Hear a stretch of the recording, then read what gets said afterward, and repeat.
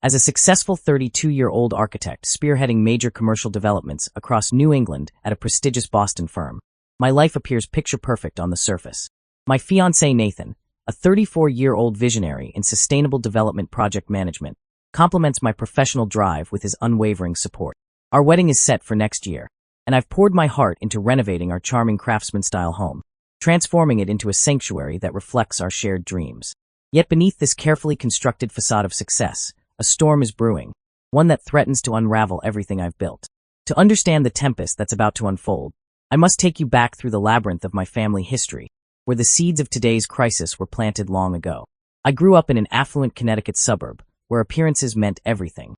My mother Phoebe, 56, taught at a prestigious private high school until she abruptly left 6 years ago, while my father Richard, 58, commanded respect as a corporate lawyer at a distinguished firm. Then there was my younger sister Ashley, 30, the eternal golden child whose mere existence seemed to eclipse my own. The favoritism was as subtle as a sledgehammer, though my parents would vehemently deny it if confronted. I vividly remember when I was 8 and Ashley was 6, my report card gleaming with straight A's earned only a dismissive, "That's expected of you," while Ashley's B's were celebrated with ice cream and effusive praise for trying her best. This pattern became the backdrop of my childhood. My achievements were treated as obligations, while Ashley's mediocrity was elevated to excellence. One incident stands out like a raw nerve in my memory. At 15, I had poured my soul into a design project for months, burning the midnight oil until 2 a.m., preparing for a national high school architectural competition. My second-place finish nationally earned me a modest scholarship, a triumph that should have been celebrated. Instead, my parents chose to attend Ashley's routine soccer game, where she almost scored a goal. When I brought home my award, they barely glanced up from the television, muttering a perfunctory, "That's nice," before returning their rapt attention to Ashley's dramatic retelling of her near miss on the field. Despite the suffocating weight of my parents' bias, I refused to let it dim my light. I threw myself into everything I touched, leading community service initiatives, maintaining a perfect 4.0 GPA, and serving as student body president. Meanwhile, Ashley's behavior began spiraling into increasingly dangerous territory. When she started sneaking out at 14, somehow it became my responsibility to be her keeper. At 15, she was caught shoplifting luxury cosmetics, and incredibly, my parents accused me of withholding my allowance money from her, as if her theft was another failure on my part. The most infuriating aspect wasn't just the blatant favoritism. It was the unspoken expectation that I should sacrifice my own interests and needs at the altar of Ashley's whims. At 16, I had meticulously saved $3,000 from my part-time job at a local design firm, where I dutifully made coffee and filed papers, dreaming of attending Columbia University's prestigious summer architecture program. Those dreams crumbled when my parents borrowed my savings to repair the car Ashley had crashed while driving without permission. The money was never repaid, and with it vanished my chance to enhance my college applications and experience that transformative summer program. Despite these obstacles, I clawed my way into a prestigious architectural program. My parents offered to let me live at home during college while helping with tuition wasn't entirely altruistic. They wanted their reliable watchdog for Ashley, who was becoming increasingly rebellious. I remember one particularly poignant conversation with her, around 3 a.m. on a school night, as I helped her sneak back through her window. "Ashley," I whispered, my voice tight with concern, "you need to be more careful. You're in your senior year. Colleges look at more than just grades." Her response cut deep. "Stop trying to be mom. Just because your life is boring and all about buildings doesn't mean mine has to be." In hindsight, I should have seen the storm clouds gathering. Ashley had been spending considerable time with Tyler, her 17-year-old boyfriend known for his troubled past. While my parents scrutinized everyone I dated with microscopic precision, they displayed an inexplicable leniency toward this relationship. When I voiced my concerns about Tyler, my mother accused me of being jealous of Ashley's vibrant social life. Then came the earthquake that would shatter our family's facade. 6 years ago, Ashley burst through the door one day, a high school senior with news that would alter all our lives. She was pregnant. Tyler was the father. I can still see that scene with crystal clarity. Ashley perched on the couch, her face a mask of fear and defiance, my father pacing the living room like a caged animal, my mother dissolving into hysterics. Somehow, in the chaos that followed, my parents managed to twist reality once again, laying the blame at my feet for not watching her more closely. The next day, my mother appeared in my doorway, her face set in stone. "You need to move out by the end of the week," she announced without meeting my eyes. When I asked why, her response was a masterpiece of twisted logic. "With Tyler moving in and a baby on the way, the house isn't big enough for everyone. Moving out would be your way of supporting your sister during this difficult time." My attempts to reason with her fell on deaf ears. I was a junior in college, working part-time at a local architecture firm, maintaining a 3.9 GPA. She insisted I find a cheap apartment near the university, though I begged for just a few more months. The final blow came the next day in my father's home office, that imposing space where he'd intimidated countless clients from behind his massive oak desk. His words fell like iced chips in the suffocating silence. "We won't be able to continue your tuition," he declared in a voice devoid of emotion. "That money needs to go to Ashley and the baby now. You're smart, you'll figure something out." I stood there, staring at this man who had always preached the gospel of education and responsibility, now severing ties with the daughter who had embodied those very principles. The irony was a bitter pill to swallow. That evening, as I loaded the last box into my car, my father intercepted me in the driveway. For a fleeting moment, hope flickered in my chest. Perhaps he had reconsidered. Instead, he handed me a piece of paper with a list of local women's shelters. "Just in case," he muttered before retreating inside, leaving me alone in the gathering darkness. What followed was the darkest chapter of my life. For 4 months, my car became my home, each night finding refuge in a different Walmart parking lot. I became a master of survival, changing clothes in public restrooms, showering at the campus gym, keeping my business attire pristine in my locker at the architecture firm where I worked part-time. I took on a second job as a late-night barista, juggling multiple shifts while maintaining my course load. When I reached out to family members for help, their responses were uniform in their cowardice. My Aunt Susan, 53, who had always proclaimed her pride in my achievements, demurred that she didn't want to get involved in family strife. My grandparents claimed they were too old to handle the situation. There were days when hunger gnawed at my insides, when protein bars and coffee became both sustenance and comfort. I'd often find myself dozing off in the 24-hour college library, my head drooping over architectural drawings as exhaustion claimed its due. Yet somehow, through sheer determination or perhaps spite, I maintained my GPA. Architecture became my sanctuary, my designs a canvas for all the pain and resilience I couldn't express elsewhere. During those 6 years of silence, not once did my parents call to check if I was alive. Ashley didn't either. I made one attempt to reach out after learning she'd given birth to a boy, but the conversation was stilted and brief, like speaking to a stranger across an unbridgeable chasm. After that, the silence stretched on unbroken. Despite working 60-hour weeks while living first in my car and then in a tiny room in a questionable neighborhood, I graduated with honors. My final thesis project, a design for a sustainable community center with transitional housing, won multiple awards and caught the attention of a prestigious Boston firm. I started as an entry-level architect, living in a cramped studio apartment, saving every penny I could. Each promotion felt like a victory over my past, and within 4 years, I was managing my own projects, gaining recognition for innovative designs that prioritized both human needs and environmental sustainability. 3 years ago, fate orchestrated a meeting that would change everything. During the Q&A session of his presentation on green construction projects at a sustainable development seminar, I challenged one of Nathan's assertions. Instead of becoming defensive, he invited me to continue the debate over coffee. That coffee evolved into dinner, and dinner blossomed into the most nurturing, supportive relationship I'd ever known. Nathan knows every chapter of my story.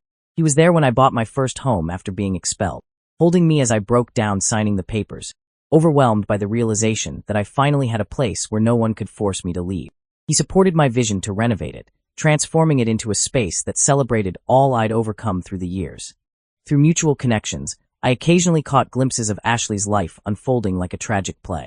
Shortly after her baby's birth, she married Tyler, but their union crumbled within 6 months.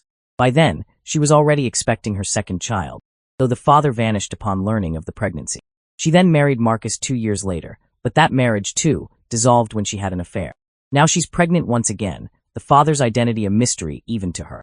Yesterday, just before bed, my phone lit up with an unknown number. After 6 years of silence, my mother's voice emerged from the past like a ghost. She began with an artificial casualness that set my teeth on edge, feigning interest in my life and achievements. For a brief, foolish moment, I felt like that eager child again, desperate to share my accomplishments with my mother.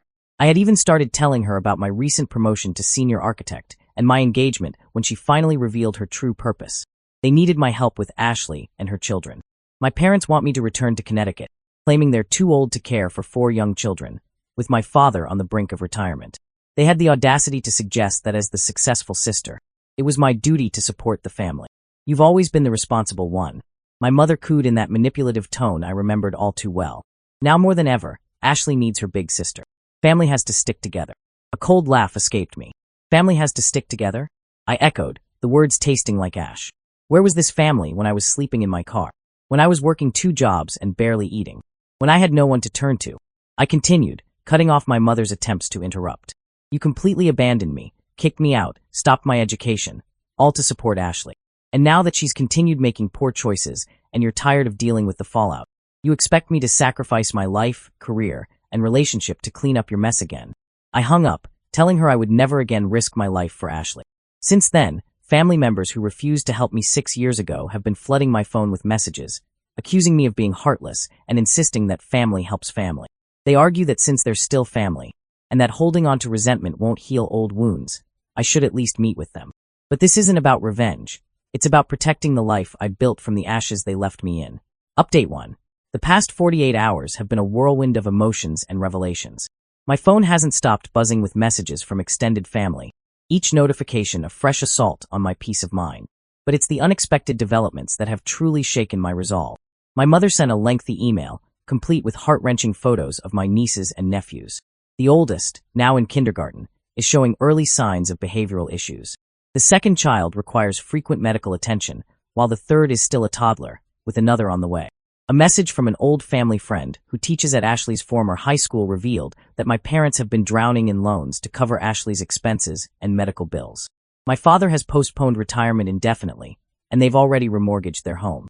Most surprising was a direct message from Ashley herself, her first contact in 6 years. Instead of an apology, she reached out to tell her big sister that she had changed and needed me. She spoke of acknowledging her past mistakes and attending therapy. I've seen this pattern before, yet a part of me still yearns to believe her. Nathan, ever my voice of reason, proposed a compromise, establishing a trust fund for the children's education. It's an intriguing solution that would allow me to help the innocent children without becoming entangled in the family drama. The sight of those young faces in the photos has stirred something in me, even as my logical mind insists I owe them nothing. Update 2. Last night, everything changed with devastating suddenness. My mother's frantic call came just before midnight. Ashley had been in a serious car accident. Another driver ran a red light, T-boning her car while she was driving alone. The situation was critical, complicated by her pregnancy. Without thinking, I found myself making the 4-hour drive to Connecticut. Walking into that hospital felt surreal. My father, pacing the corridor in his worn suit, looked decades older than his years. My mother collapsed into tears at the sight of me, our first face-to-face encounter in 6 years. Though Ashley's injuries weren't life-threatening thanks to the airbags, the doctors had to perform an emergency C-section to save the baby, whose prognosis remains uncertain. The premature infant now fights for life in the NICU. The biggest shock came when I reluctantly agreed to stay at my childhood home rather than book a hotel. Entering my old room was like stepping through a time portal. My desk untouched, my architectural designs still pinned to the walls, high school trophies arranged exactly as I'd left them 6 years ago. The realization hit me like a physical blow. They had never actually converted my room for Ashley. The needing the space excuse had been just that, an excuse. Meeting my nieces and nephews brought another wave of unexpected emotions. Charlie, the 6-year-old, stunned me by saying, "Aunt Rebecca, I know you from the pictures. You build beautiful buildings." Apparently, my parents had told them about their aunt the architect. Despite everything, the younger ones, Ava, 4, and Lucas, 2, quickly warmed to me after I helped them construct a tower from blocks. Update 3. After spending another week in Connecticut with Nathan, I've returned to Boston with my world turned upside down. The dynamics were revealing and uncomfortable. Ashley had specifically requested Nathan's presence, wanting to meet the man who makes her sister happy. While helping my mother organize medical paperwork, I made a startling discovery: years of Ashley's therapy records. My parents had never told me she'd been diagnosed with bipolar disorder in her teens. The manic episodes coincided with her multiple pregnancies and relationship troubles. This information adds another layer of complexity to our family's story, though it doesn't excuse how they treated me. The most pivotal moment came during a private conversation with Ashley in her hospital room. She was more lucid than I'd seen her in years, likely due to proper medication following the accident. She confessed that even in high school, she had envied my stability and success. "You made everything look so easy," she admitted, and I felt like the family disappointment in comparison. Neither of us missed the irony. Nathan's presence proved invaluable. His outsider's perspective noticed things I was too emotionally invested to see.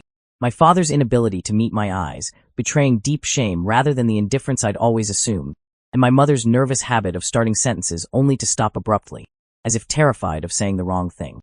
The children have become a significant factor in my emotional equation. Charlie, my oldest nephew, showed me his architectural drawings, clumsy but heartfelt attempts to copy images of my work that my parents must have shown him. When the younger ones started calling Nathan uncle, it affected him more deeply than he'd anticipated. Update 4. Something profound happened during my parents' visit to Boston last weekend. They insisted on seeing my home, ostensibly to discuss family matters. I reluctantly agreed after consulting with Nathan and setting clear boundaries about the visit's duration. Their reaction to my home office, filled with architecture awards, broke something loose in my father. With trembling hands, they produced documentation showing they'd been secretly setting aside money for me since the day they expelled me. I've never seen my father cry so hard as he explained that for 6 years, they'd maintained a separate savings account, contributing monthly amounts equal to what my college tuition would have been. With interest, it had grown substantial. Their justification? They'd planned to leave it in their will, too ashamed to face me directly. This revelation sparked a fierce confrontation. Years of suppressed rage erupted as I shouted, "Do you think money can fix what you did? I lived in my car. I went hungry. I worked myself to exhaustion trying to keep my grades up." Then my father said something that stopped me cold. "We don't expect forgiveness. We just want you to know that your suffering has haunted us every single day." He showed me his journal, filled with my accomplishments he'd tracked through social media and professional networks. My promotions, my first major project, even the Sustainable Design Award I'd won last year. My mother, crying quietly, finally opened up about Ashley's mental health history. They'd noticed similar patterns in her early years, but focused on managing me as the stable child. They admitted their parenting approach had been catastrophically wrong. Update 5. After extensive reflection and multiple family therapy sessions, I've reached decisions about my future relationship with my family.